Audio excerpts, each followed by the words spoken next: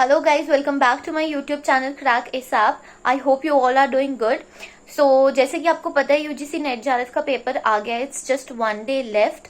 और मैंने अपनी बहुत सारी वीडियोस में आपको ये बोला है कि don't forget to solve previous year question papers. So this video is going to be all of that. मैं आपके लिए फूड साइंस के ऑफकोर्स कुछ क्वेश्चंस लेके आई हूँ जो कि पिछले कुछ पेपर्स में आ चुके हैं यूजीसी के. So I want you guys to solve them. It's going to give you reality check और ये आपको बताएगा कि आपकी प्रिपरेशन कितने हद तक ठीक है पेपर को क्वालिफाई करने के लिए. सो वीडियो को लास्ट तक जरूर देखिए और एंड में आप मुझे अपना स्कोर बताएं कि आपने कितना स्कोर किया है इन कुछ क्वेश्चंस में. So let's get started.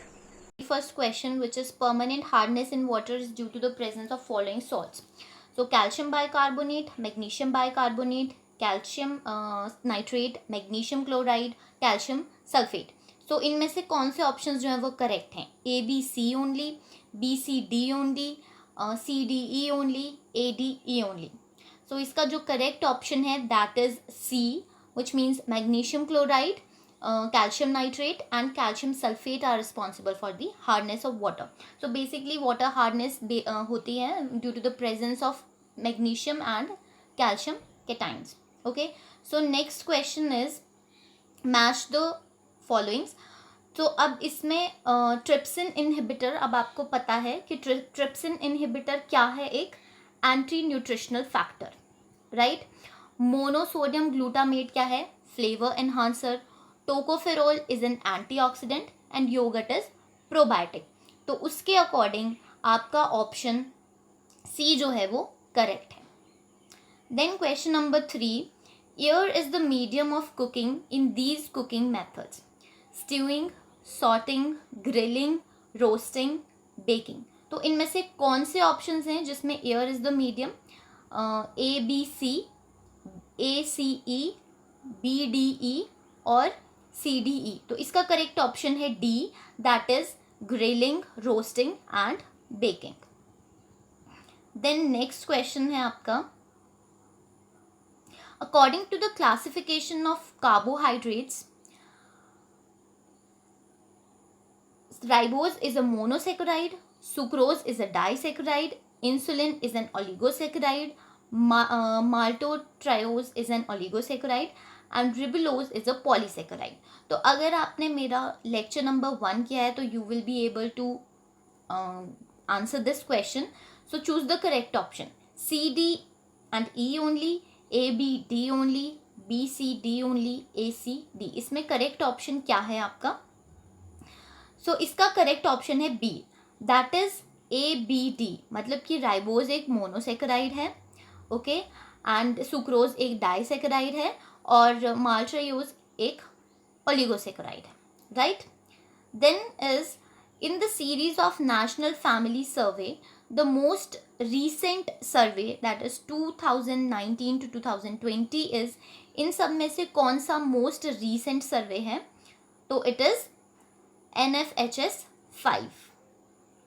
Okay guys, so next question is deficiency of intrinsic factor leads to option number A, megaloblastic anemia and folate deficiency.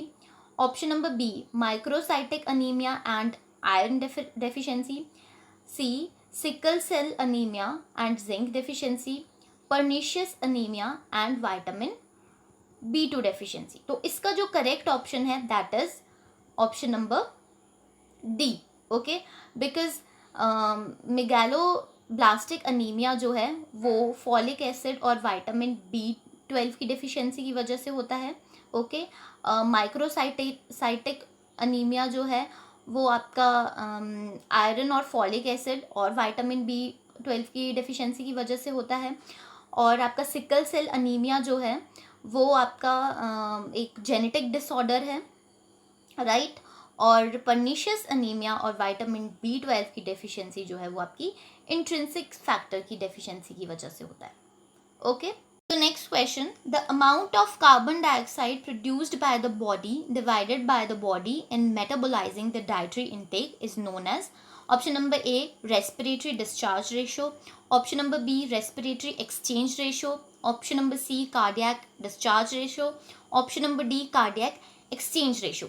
तो इसका जो करेक्ट ऑप्शन है that is respiratory exchange ratio. Okay, so respiratory exchange ratio क्या है? It is the ratio between the volume of carbon dioxide being produced by the body and the amount of oxygen being consumed. All right, so option number B is the correct.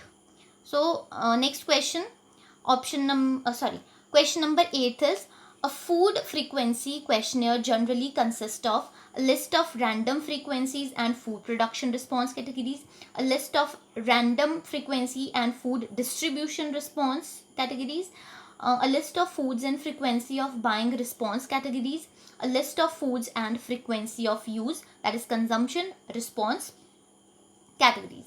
So इसका correct option है आपका option number D, that is a list of foods and frequency of use response categories.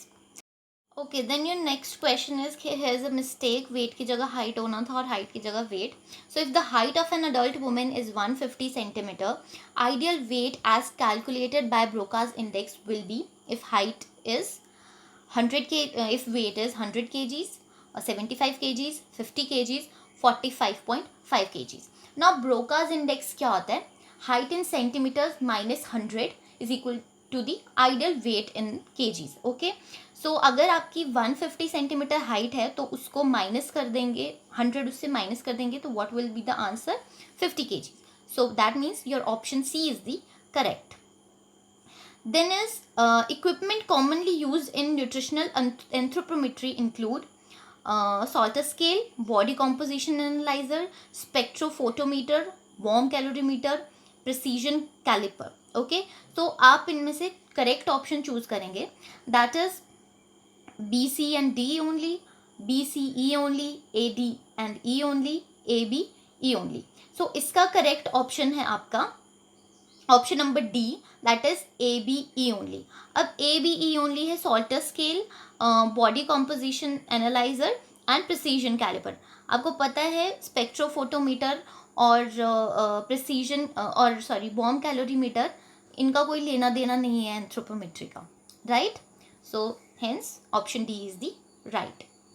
Then next question is hyperglycaemia may be caused by A, too little glycogen, too little insulin, insulin resistance, increased food intake, decreased food intake. अब इनमें से कौन से correct options हैं?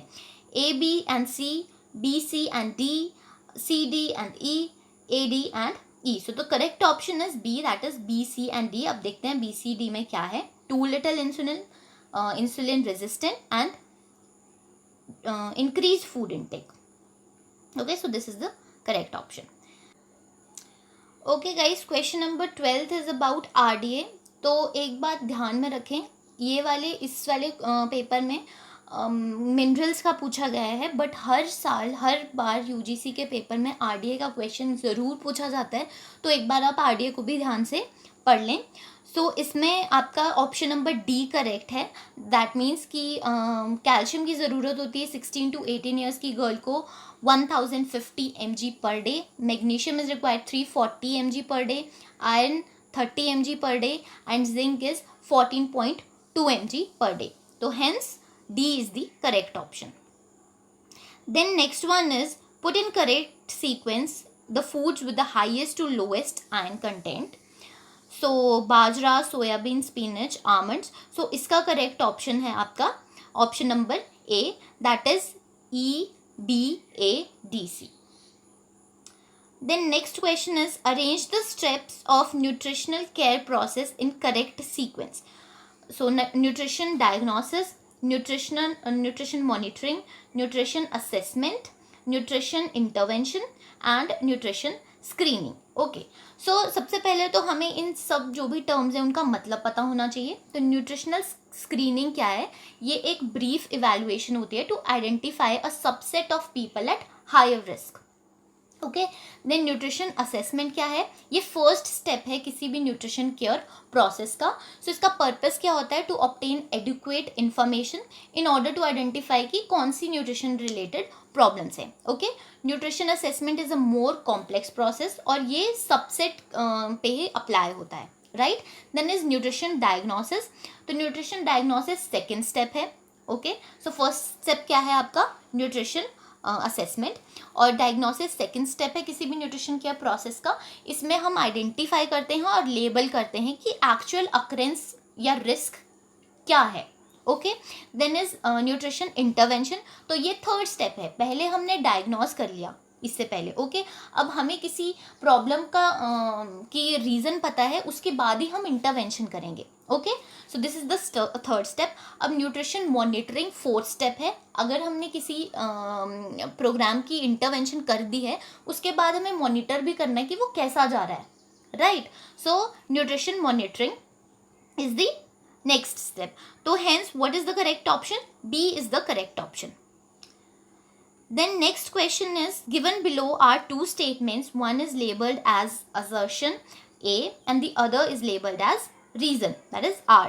So assertion आपका क्या कहता है कि poverty is a basic cause of undernutrition in children, right और इसका रीज़न क्या है, poverty contributes to under nutrition by adversely influencing food and nutrition security, housing and living environment with increased risk of infection.